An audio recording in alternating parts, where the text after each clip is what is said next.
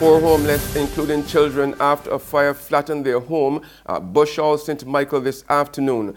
That's our top story in our Barbados Today evening news update for Tuesday, January the 2nd. I'm Emmanuel Joseph. Thanks for joining us. 3 young children and a 36-year-old's mother are now homeless after an afternoon fire destroyed the house at Perfection Road, Bushall, St. Michael. Fire officials said the woman, Kimberly Hunt, who was at work at the time, lived with her children ages 14, 8, and 6. Fire officials said no one was injured in the blaze, which extensively damaged a nearby house occupied by an elderly man, Trevor Jordan. No one was at the Hunt family home at the time of the fire. Minister of International Business, Industry, Commerce and Small Business Development, Minister Inniss, is questioning the intentions of Chairman of the Barbados Private Sector Association, Charles Herbert, after he recently accused the government for not achieving one thing in 2017 and calling for elections in order to get a government with a new mandate. Though saying he was not sure if the private sector leader was asking for a change in administration or just for an election, Inniss questioned if Herbert had a hidden political agenda. So Mr. Herbert needs to interrogate his view. I'm not quarreling with that whatsoever. I'm quarreling with those who hold these offices and then take these positions, hiding behind the offices of hold, when the truth and the fact, they want more politicians than those who are public politicians. A local educator has come out swinging against a call by political scientist Dr. Tennyson Joseph for a vote of no confidence in the Friendly Stewart administration by way of a total national strike on ending mass protests, an economic shutdown, or any other action that will make the government unworkable. But in response to the comments by Dr. Joseph, in a newspaper article today, retired senior teacher John Goddard suggested that all right-thinking Barbadians should view such remarks with alarm, and the Attorney General and the Director of Public Prosecutions offices should take note. Goddard said, while he liked Caribbean neighbors, he does not appreciate non-Barbadians like Dr. Joseph planting seeds of anarchy in the minds of citizens. When contacted, Dr. Joseph told Barbados Today he had no further comment to make on the matter.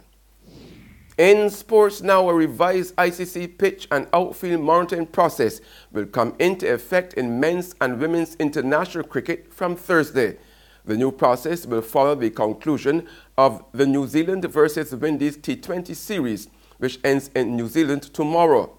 The major change in the revised ICC pitch and outfield monitoring process is to the sanctioning system for venues which present substandard conditions for international matches. If a pitch or outfield is rated as being substandard, that venue will be allocated a number of demerit points for varying levels of playing field conditions.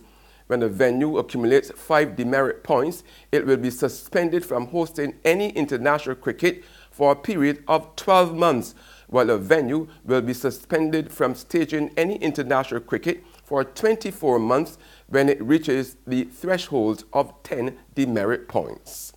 There's regional and international news after this short break.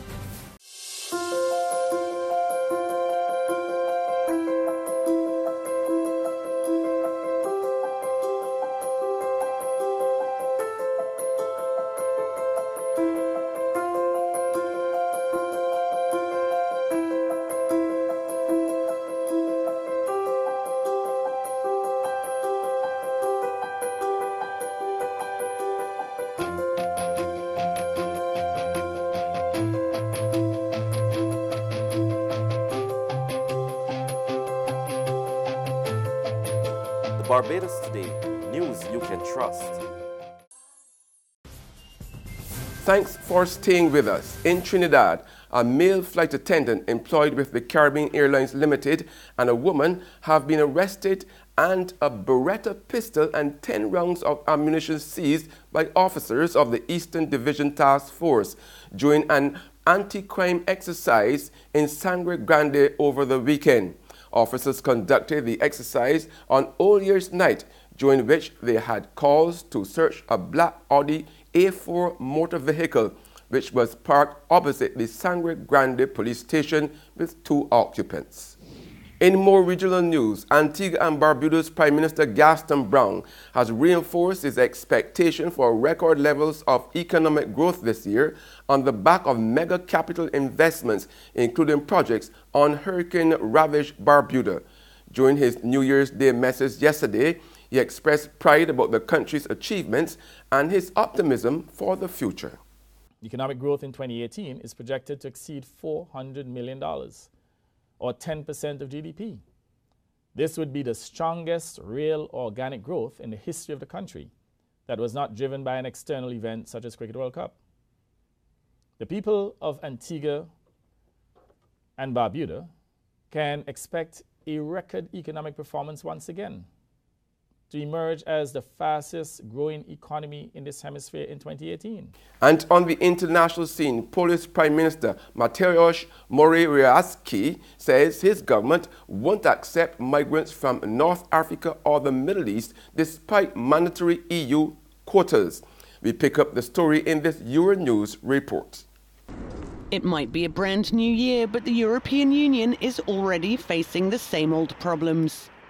Polish Prime Minister Mateusz Morawiecki says his government won't meet the EU's mandatory refugee quotas, set to help take the burden off Italy and Greece. We are invariably of the opinion formulated by the Law and Justice Party ahead of the elections in 2015 that we will not be receiving migrants from the Middle East and North Africa in Poland. Do Polski, ponieważ jest to nasza suwerenna decyzja migrantów z Bliskiego Wschodu i z Północnej Afryki. That doesn't mean the country isn't pulling its weight, Morawiecki said during the interview with Radio Poland. On the eastern borders of the European Union, we contribute a lot to lowering tensions, since we have already received tens of thousands and maybe even hundreds of thousands of refugees from Ukraine. And that's news and the sports, but for the very latest, visit our website at www.barbadostoday.bb. You can also subscribe to our e-paper, email updates, or even like us on Facebook. We are also on Izumi Media in bus terminals, as well as Screenplay at supermarkets and the gas stations near you. You can also hear us on Mix 96.9 FM. I'm Emmanuel Joseph. Have a fantastic evening.